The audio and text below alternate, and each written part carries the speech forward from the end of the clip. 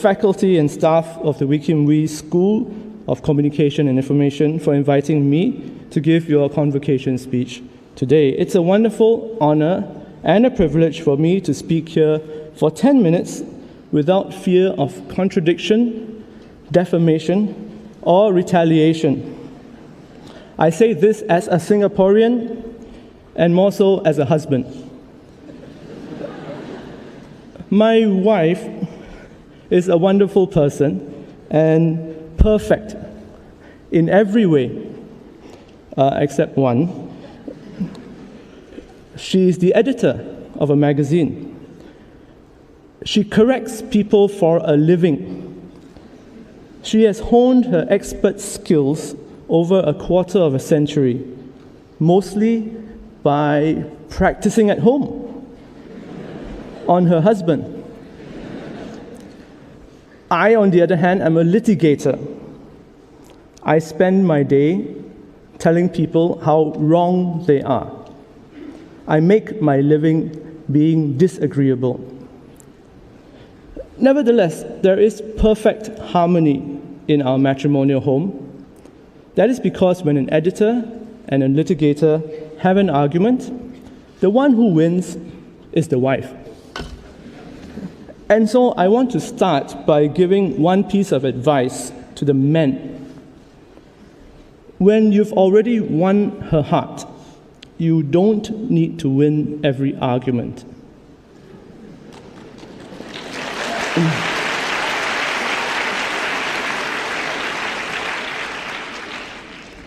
Marriage is considered one milestone in life. Some of you may already be married. Some of you may never be married. Some of you will be married one day. Some of you will enjoy the experience of marriage so much you will do it over and over and over again. Marriage is recognized as one of the most important institutions in our society, which is why I find it odd that it is the one subject that is never taught in schools. It is all about trial and error, or in my cases, errors followed by a trial. But I am delighted that communication is being taught, and taught by people like my friend, Adrian George. Adrian hasn't changed. Adrian hasn't changed since I first met him in Hwa Chong. Unique, self-made, provocative, and those are just his clothing. Today, though he is like the rest of us, wearing something different. We all dress this way to celebrate your graduation, the end of education. The good news is that you are done learning. The bad news is that you don't need any further education because your entire life is over. It is gone. This may come as a shock to some of you. You're in your teens or early 20s. People may tell you you are going to live for 70, 80, 90 years. That is your life expectancy. I love that term, life expectancy. We all understand that term to mean the average lifespan of a group of people. But I'm here to talk to you about a bigger idea, which is what you expect from life. You may be very happy to know that Singapore is currently ranked as the country with the third highest life expectancy. We are behind Andorra and Japan, and tied with San Marino. It seems quite clear why people in those countries and ours live so long. We share one thing in common. Our football teams are incompetent. There is absolutely no danger of any of our citizens having their pulses raised by watching us play in the World Cup. Don't imagine that you will live longer just because you watch football. Singaporeans have a life expectancy of about 81.8 years. Singapore men live to an average of 79.21 years. And Singapore women live on an average 5 years longer. probably to take into account the amount of time they need to spend in the bathroom. So here you are, in your 20s, thinking that you will have another 40 years to go, 4 decades in which you can live long and prosper. Bad news. Read the papers. Sometimes some of it is true. There are people dropping dead when they are 50, 40, 30 years old. Quite possibly, some may even drop dead after convocation. Those people would be very disappointed that they didn't meet their life expectancy. I'm here to tell you this: forget about your life expectancy. After all, it's calculated based on an average, and you never, ever want to expect being average. Revisit those expectations. You might be looking forward to working, falling in love, marrying, raising a family. You are told that as graduates, you should expect to find a job paying so much, where your hours are so much, where your responsibilities are so much. That is what is expected of you. And if you live up to it, it will be an awful waste. If you expect that, you are limiting yourself. You will be living your life according to boundaries set by other people, by average people. I have nothing against average people, but one should not aspire to be them. You don't need years of education by the best minds in Singapore to prepare you to be average. What you should prepare for is mess. Life's a mess. You are not entitled to expect anything from it. Life is not fair. Everything does not balance out. In the end, life happens, and you have no control over it. Good or bad things happen to you day by day, hour by hour, moment by moment. Your degree is a poor armor against fate. Erase all life expectancies and just live. Your life is over as of today. At this point in time, you have grown as tall as you ever will be. You are physically the fittest that you ever will be in your entire life. And you're probably looking the best that you will ever look. That is as good as it gets. It's all downhill from here, friends. Or up. No one knows. What does that mean for you? It is good your life is over. Since your life is over, you are free. Let me tell you the wonderful things you can do when you are free. The most important thing is do not work. Work is anything you are compelled to do. By its very nature, it is undesirable. Work kills. The Japanese have a term, karoshi, which means death from overwork. That's the most dramatic form of how work can kill. But it can also kill you in many other subtle ways. If you work day by day, bit by bit, your soul is chipped away, disintegrating until there's nothing left. A mighty rock is ground into dust and sand. As a common misconception, especially in Singapore, that work is necessary. You'll meet people doing all kinds of miserable jobs, or people who are employed doing something morally distasteful, something they don't believe in, something that's plain criminal. Such people justify their actions by telling you they're making a living. No, they're not. They're dying, frittering away their lives, their fast extinguishing lives, doing something so that they can balance out the remainder of their lives living. People will tell you that work ennobles you, that work lends you a certain dignity. Work makes you free. That slogan, work makes you free, in German, Arbeit macht frei, was placed at the entrances of a number of Nazi concentration camps. The symbolism is stark. Do not waste the vast majority of your life doing something that you hate, so that you can spend the small remainder of your life in modest comfort. You may never reach that end anyway. Resist the temptation to get a job. Instead, play.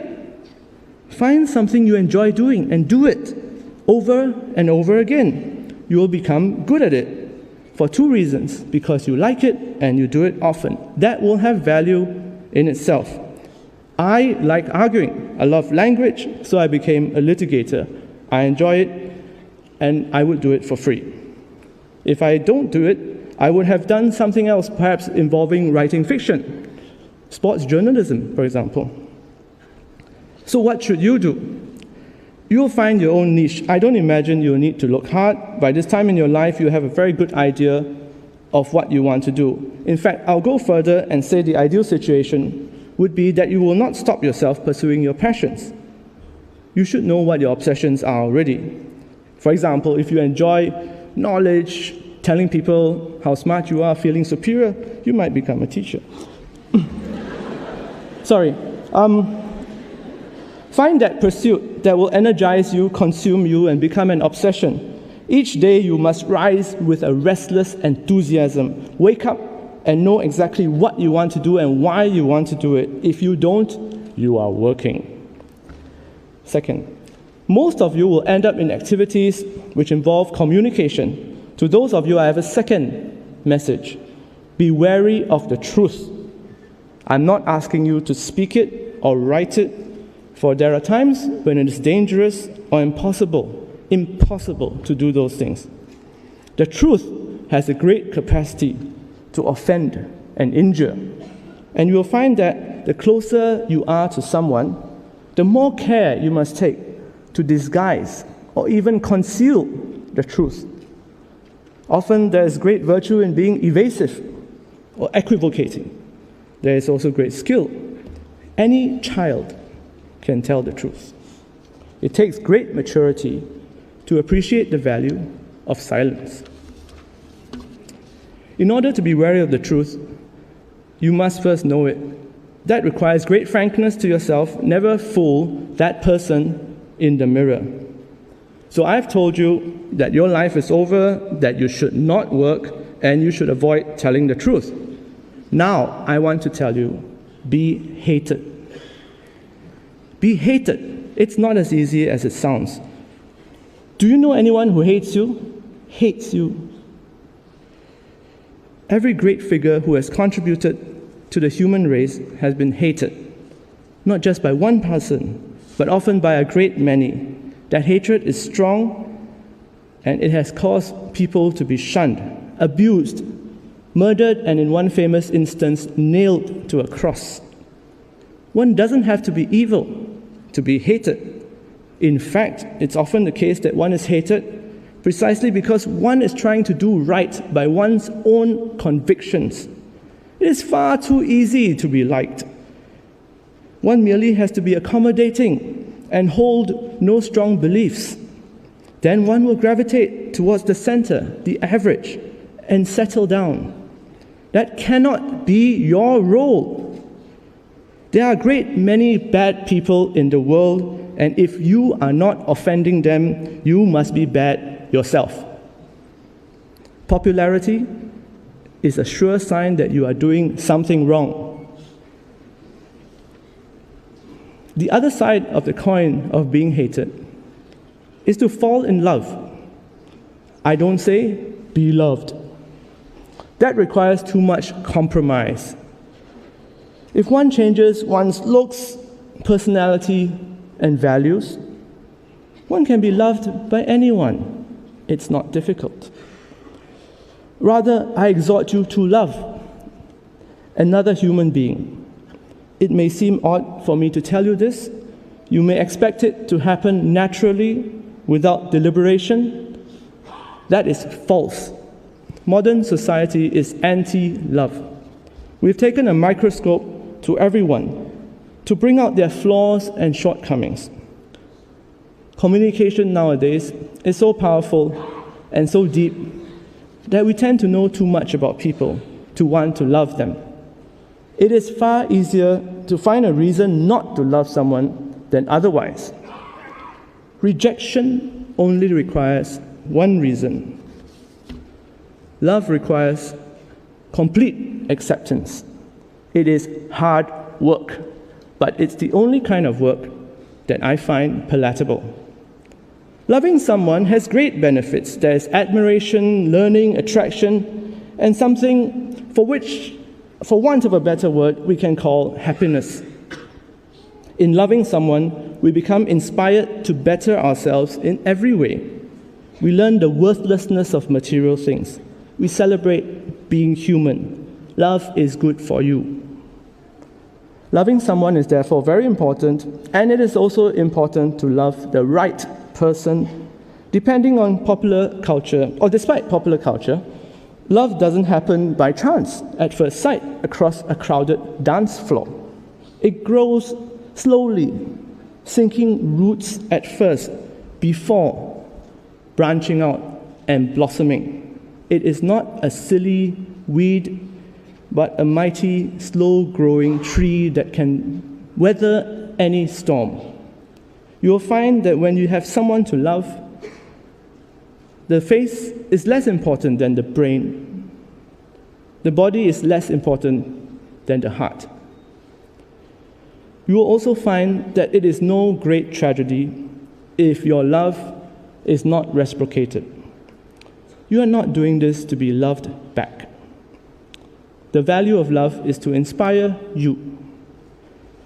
Finally, you will find that there is no half measure when it comes to loving someone. You either don't or you do with every cell in your body, completely, utterly, without reservation or apology.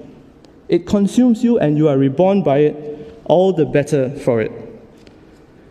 To sum up, don't work, be wary of the truth, be hated, love someone. That's probably all the life expectancy anyone can handle. There's so much to do. Get going.